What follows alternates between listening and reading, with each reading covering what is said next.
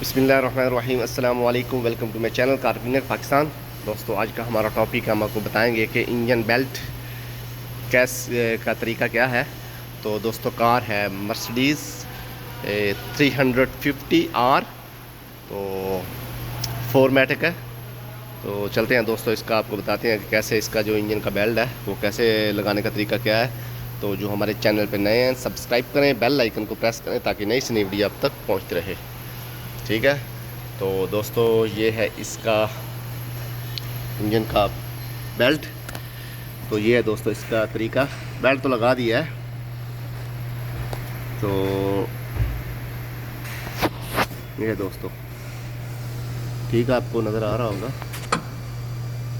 सबसे पहले दोस्तों मेन पुली पे, इसके बाद एडजस्ट बैरिंग पे, इसके बाद ये पुली है छोटी, इसके बाद दोस्तों ये वाटर पंप। ठीक है, इसके बाद डायनमो, फिर एक छोटी पुली है, फिर दोस्तों इसका स्टीयरिंग पावर पंप।